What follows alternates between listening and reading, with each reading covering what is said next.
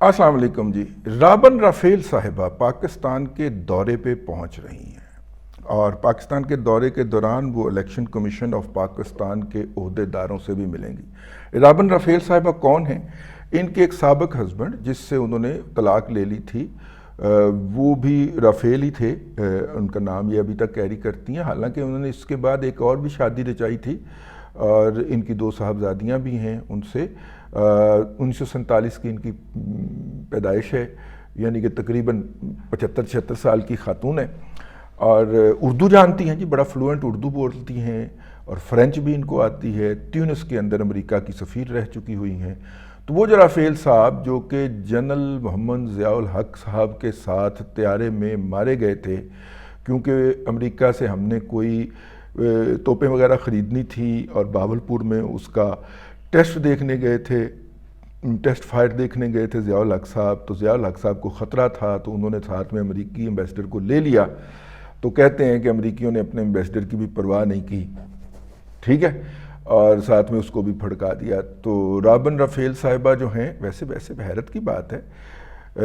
Wikipedia پہ information پوری نہیں ہوتی لیکن جو لکھی ہوئی ہیں اس کے مطابق جو تھی، انہوں نے رابن رافیل سے طلاق لے لی تھی۔ تو طلاق تو وہ زندہ رہتے ہوئے لی ہوگی نا انہوں نے،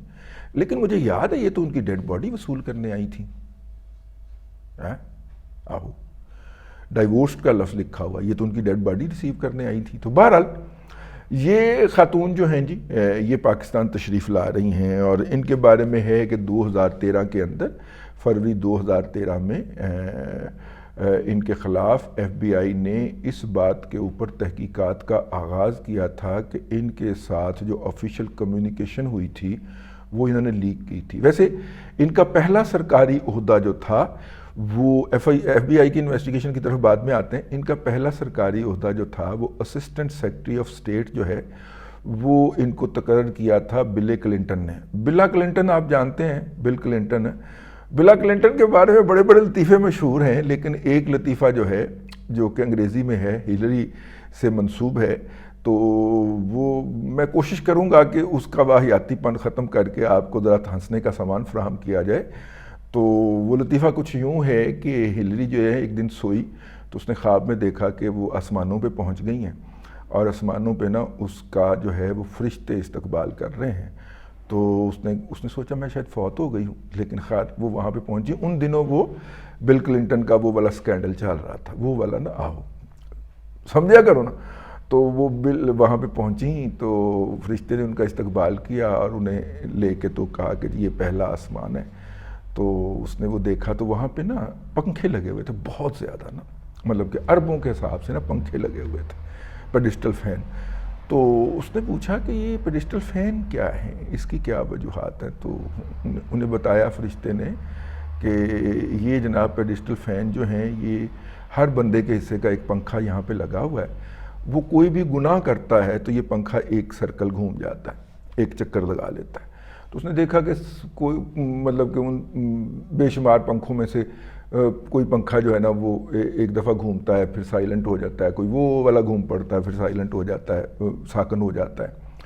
تو اب اس نے بڑے اشتیاق سے پوچھا تو بلے کا پنکھا کدھر ہے، یعنی کہ بل کلنٹن کا پنکھا کدھر ہے؟ تو اس نے کہا کہ وہ گاڈ نے اپنے کمرے میں لگایا ہوا ہے ہوا کے لیے، ٹھیک ہے۔ تو یہ اس وقت انگریزی جو اخبارات تھے، اس وقت واٹس ایپ تو ہوتا نہیں تھا، تو انگریزی میگزین اور انگریز جب ملتے تھے تو آپس میں اس طرح کا لطیفہ سنا کے ہا ہا ہا ہا۔ تو یہ اس بل کلنٹن کے ہاتھوں پہلی دفعہ اسسٹنٹ سیکرٹری آف اسٹیٹ کے عہدے پہ متمکن ہوئی تھیں۔ اب ان کے میاں کا جو دیہانت ہوتا ہے وہ 88 میں ہوتا ہے اور یہ جو ہیں اس کے تقریباً 5 سال کے بعد ان کو اسسٹنٹ سیکرٹری آف اسٹیٹ لگایا جاتا ہے۔ یہ سی آئی اے کے لیے بھی کام کرتی رہی ہیں مختلف پوزیشن کے اندر۔ تو خیر ان سے ایف بی آئی نے انویسٹیگیشن شروع کی کہ جناب آپ کے ساتھ جو سرکاری کمیونیکیشن ہوئی ہے اس کو لیک کیا گیا ہے۔ موصوفہ جو ہیں یہ پاکستان اور افغانستان کے امور کی ماہر سمجھی جاتی ہیں، انڈیا پہ یہ تنقید فرماتی رہی ہیں ماضی کے اندر، اور جو ہے یہ سارا کچھ مطلب یہ ان کا پس منظر ہے۔ تو موصوفہ سے جب انویسٹیگیشن ہوئی ہے، میرا خیال ہے اگر میں صحیح آپ کو بتا رہا ہوں، فروری 2013 میں ان سے ایف بی آئی نے انویسٹیگیشن شروع کی اور اکتوبر 2014 میں پبلک کر دیا اس کو کہ جناب ہم نے ان کے خلاف یہ انویسٹیگیشن شروع کر رکھی ہے۔ پھر ان سے کہا گیا کہ آپ اپنا یہ جرم تسلیم کر لیں، انہوں نے انکار کر دیا۔ پھر جو ہے وہ میرا خیال ہے اگلے الیکشن ہوئے جس میں ان کی پارٹی جو تھی وہ اقتدار میں آ گئی۔ ہمارے ہاں ہوتا ہے تو دنیا میں بھی ہوتا ہے، تو پھر جسٹس ڈپارٹمنٹ نے ان کے خلاف یہ انکوائری ڈراپ کر دی۔ یہ تو ہے ان کا ماضی جو کہ آپ کو ویکیپیڈیا بتاتا ہے، لیکن ویکیپیڈیا آپ کو یہ نہیں بتاتا کہ موصوفہ نے 2020 یا 21 کے اندر وہاں پہ ایک نجی لابنگ فرم جو ہے وہ جوائن کر لی تھی، اور وہ فرم ہے جس کی خدمات جناب عمران احمد خان نیازی کے لیے حاصل کی گئی ہیں، اور یہ اس فرم کی خدمات جو ہیں وہ پاکستان یا پاکستان کے کسی ادارے نے حاصل نہیں کی، یہ جو ہے یہ گولڈ سمتھ فیملی کی طرف سے حاصل کی گئی ہیں۔ یہ خاتون ایک دفعہ پہلی دفعہ بھی پہلے بھی پاکستان تشریف لا چکی ہیں، اور اس وقت جو ہے وہ تبدیلی آ چکی تھی، عمران خان صاحب کی رخصتی ہو چکی تھی، اور انہوں نے آ کے فرمائش کی تھی کہ جلدی سے جلدی الیکشن کروائے جائیں۔ ظاہر ہم بھی اس بات کے حامی تھے۔ امریکہ کی اوورال پالیسی جو ہے اس کے اوپر ظاہر ان سے بھی انپوٹ لیا جاتا ہوگا، اس لیے امریکہ کے دفتر خارجہ کے ترجمان سے لے کے وائٹ ہاؤس کے ترجمان تک سارے پاکستان کے اندر جلد از جلد الیکشن اور فری اینڈ فیئر الیکشن کی بات کرتے ہوئے پائے جاتے ہیں۔ وہ ہم بھی کرتے ہیں کہ پاکستان، اور جب کہ سارے الیکشن ڈیلے کرنے کی بات کر رہے تھے تو ہم کہہ رہے تھے کہ ان مسائل کا حل فوری طور پہ الیکشن ہے۔ ہم نے تو چاچو سے بھی یہی کہا تھا کہ ریزائن کریں اور الیکشن میں جائیں، اور آج تو نواز شریف صاحب نے کنفرم بھی کر دیا کہ انہوں نے تو شہباز شریف کے استعفے اور اس کے بعد کی جو تقریر تھی انہوں نے کرنی تھی وہ تک ویٹ کر کے دے دی تھی کہ جناب آپ یہ استعفیٰ دیں، حکومت توڑیں اور الیکشن میں چلے جائیں۔ لیکن پھر جنرل باجوہ نے چونکہ اپنی ایکسٹینشن لینی تھی اور رکھ کے مروانا تھا پی ایم ایل این کو اور پی ٹی آئی کو دوبارہ اقتدار میں لانا تھا، تو اللہ تبارک و تعالیٰ نے یہ کر دیا کہ وہ نواز شریف جس کا خیال تھا کہ 9 اپریل کے بعد جب حکومت تبدیل ہو گئی ہے تو نواز شریف صف حلب اٹھائیں اور مئی کے اندر حکومت توڑ دیں، بلکہ 20 اپریل کو پھر ان سے مطالبہ کیا گیا کہ 24 کو آئی ایم ایف سے مذاکرات ہونے ہیں تو ندیم انجم صاحب کی طرف سے، تو پھر انہوں نے کہا کہ چلیں مذاکرات کے بعد پھر آپ 10 مئی کو جو ہے وہ توڑ دیں، تو جولائی اور اگست اور سپٹمبر میں الیکشن ہو جائیں، اللہ اللہ خیر صلاح۔ لیکن پھر جو ہے وہ باجوہ صاحب جو ہیں وہ پریشر ڈالتے رہے کہ نہیں کرنا، اور پھر باجوہ صاحب نے اس امر کا